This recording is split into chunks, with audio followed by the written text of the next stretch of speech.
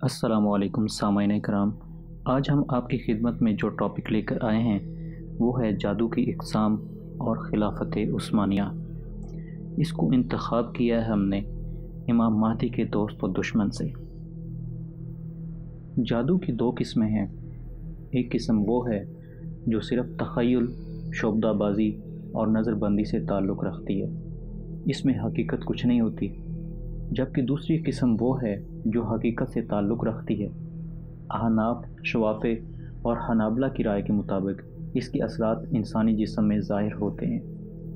یہودیوں کے ہاں روحانیت سے متعلق علوم کو قبالہ کہا جاتا ہے، لیکن یہ روحانیت وہ نہیں جس کا تصور اسلام میں ہے۔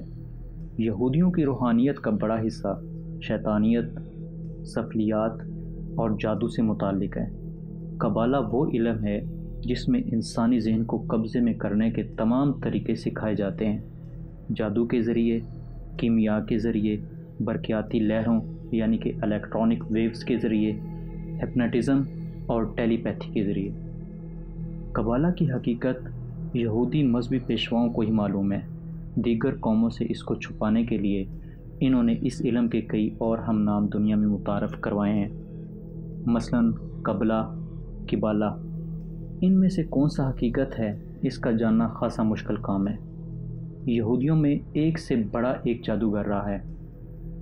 انہوں نے اس شیطانی عمل کے ذریعے مسلمانوں کے اندر مختلف فتنے پھیلائے ہیں اور طرح طرح سے مسلمانوں کو نقصان پہنچانے کی کوشش کرتے رہے ہیں۔ اس تفصیل کو بیان کرنے کا مقصد یہ ہے کہ مسلمان ان یلغاروں سے قرآن و سنت کی روشنی میں اپنی حفاظت کے بندوبست کریں، تاکہ اللہ تعالیٰ اور اس کے رسول صلی اللہ علیہ وآلہ وسلم کے دشمن نامراد ہوں۔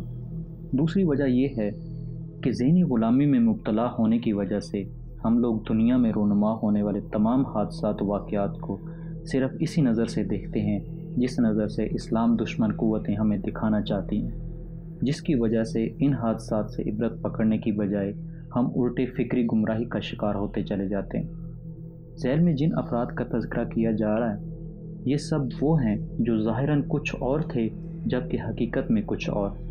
ہمیں چاہیے کہ دین کے دشمنوں سے ہوشیار رہیں، خواہ وہ کہیں بھی چھپے ہوں۔ ان پر اسرار شخصیات میں چند نام یہ ہیں۔ نمبر 1، ابو عیسیٰ اصفہانی۔ یہ 8ویں صدی عیسوی کے اوائل میں تھا۔ یہودیوں کا دعویٰ ہے کہ خلافت بنو امیہ کے دور میں مسلمانوں کی باہمی خون ریزی اس کے باطنی تصرفات کا نتیجہ تھی۔ نمبر 2، ابراہیم ابو العافیہ۔ یہ اندلس کے ایک گھرانے کا فرد تھا۔ اس کی پیدائش 1240 میں ہوئی۔ 1278 میں بیت المقدس سے واپس آ کر اس نے اپنے مسیح ہونے کا اعلان کیا۔ یہ اس قدر باطنی قوتوں کا مالک تھا کہ اس نے اپنے جادو کے زور سے عیسائیوں کے سب سے بڑے روحانی پیشوا پوپ نکولس سوم کو تصرف قلبی سے یہودی بنانے کی کوشش کی۔ پوپ نکولس کو جب اس کی سازش کا علم ہوا تو اس نے اس پر اپنے فتوے کے ذریعے لعنت کی اور اسے موت کی سزا کا حکم سنایا۔ قبل اس کے کہ ابراہیم ابو العافیہ کو پھانسی ہوتی، پوپ نکولس خود تیسرے دن مر گیا۔ بعد میں عیسائی عدالت نے اس کو زندہ نظر آتش کرنا چاہا تو اس نے سزا دینے والے پورے عملے کو بشمول ججوں کے مسحور کر دیا، وہ اسے سزا دینے میں ناکام رہے۔ نمبر 3، آشر لیملن۔ یہ 16ویں صدی میں اپنے باطنی تصرفات سے خلافت عثمانیہ کو تباہ کرنے کی کوشش کرتا رہا۔ اس کا دعویٰ تھا کہ وہ مسلمانوں کا خاتمہ کر کے بیت المقدس واپس دلوائے گا۔ نمبر 4، سباتائی زیوی۔ سباتائی زیوی ترکی میں ایک تاجر خاندان میں پیدا ہوا۔ اس کا باپ یورپ کی 2 بڑی تاجر تنظیموں کا نمائندہ تھا۔ یہ خود بھی کامیاب تاجر تھا۔ عربی اور عبرانی زبان کا بڑا عالم تھا، نیز یہ قبالہ کا ماہر سمجھا جاتا تھا۔ یہودی اس کو بڑا زاہد و عابد تصور کرتے تھے۔ 1648 میں اس نے اپنے مسیح نبی ہونے کا دعویٰ کیا۔ اس کی شہرت اس وقت دنیا میں پھیل گئی جب مصر میں جا کر اس نے پولینڈ کی ایک خانہ بدوش یہودی فحشہ عورت سے شادی کر لی۔ اس خبر نے دنیا کے تمام یہودیوں میں کوہرام مچا دیا۔ اس عابد و زاہد یہودی عالم کا خانہ بدوش فحشہ یہودن سے شادی کرنا یہودیوں کے ہاں ان کے مسیح کی نشانی تھی۔ चुनांचे वो मसीह जिसका इन्हें इंतज़ार था फाहिशा यहूदन से शादी कर चुका था। इस लड़की का दावा था कि इसके साथ मसीह के अलावा और शादी नहीं कर सकता, लिहाजा खुदा ने इसको इस बात की इजाज़त दी है कि वो मसीह के आने तक जिससे चाहे जिनसे ताल्लुक़ कायम करती रहे। सबताई ज़ेवी ने यहूदियों को तमाम मजहबी कैदों से आज़ाद कर दिया और तमाम शरीयत को ख़त्म करने का ऐलान किया। सबताई ज़ेवी यहूदी तारीख़ का ऐसा नाम है जिसने यहूदियत को जड़ों से उखाड़ फेंका और एक नई तहरीक जो तमाम मजहबी कैदों पाबंदियों से आज़ाद थी की बुनियाद डाली। दौरे जदीद की सिहूनी तहरीक जिसको थियोडोर हेर्ज़ल ने कायम किया, दर हकीकत इसकी बुनियाद सबताई ने ही रख दी थी। खुद हेर्ज़ल सबताई का अकीदतमंद था। नंबर 5, याकूब फ्रैंक।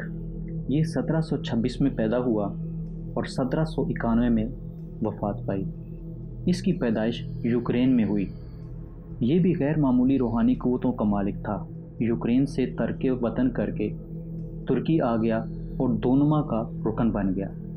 दोनमा यहूदी रूहानी क़ुव्वतों के अकाबरीन की वो जमात है जो जादुई तसर्रुफ़ात के ज़रिए खिलाफत उस्मानिया को तोड़ने की कोशिश कर रही थी।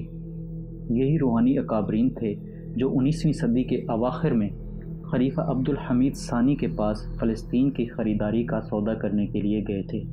इस वफ़्त का सरबराह करासूह अफंदी था।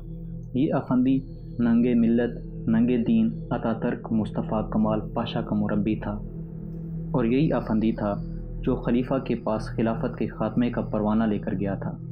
याकूब फ्रैंक वो यहूदी है जिसने आलमी यहूदियत के लिए जिनसी आज़ादी को बुनियादी दीनी शार करार दिया। इसने मजाजी जिनसी सूरत में खुदा को पाने का तरीका बताया।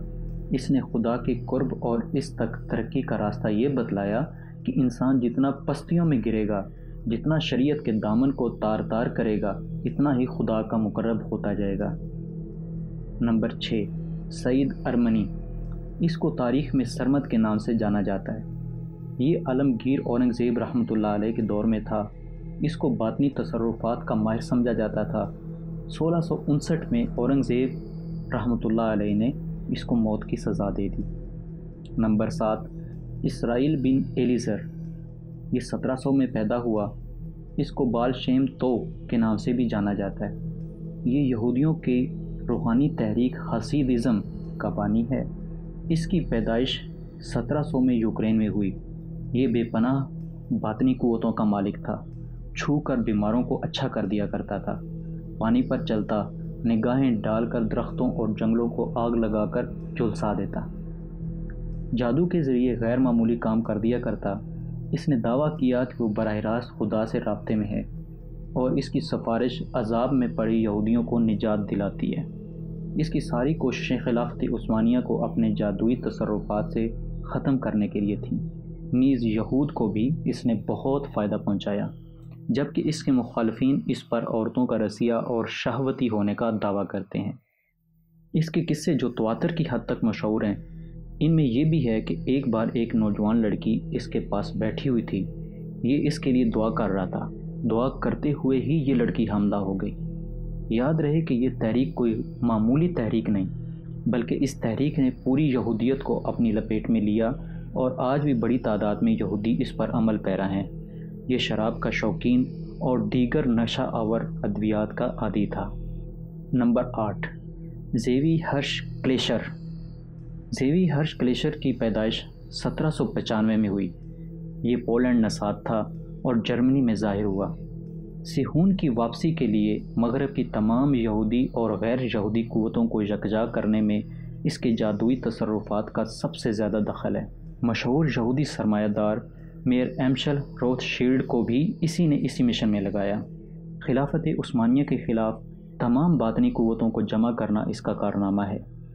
इसने यहूदियों को ये मॉडर्न तस्वुर दिया कि मसीह की आमद के लिए ख़ुद हमें ही राह हमवार करनी होगी। इनके अलावा मुतअद्दिद मशहूर यहूदी जादूगर तारीख़ में मिलते हैं जो इस दर्जे तक पहुँचे कि उन्होंने अपने मसीह होने का दावा किया। अपने जादुई तसर्रुफ़ात को आलम इस्लाम के ख़िलाफ़ इस्तेमाल करते रहे।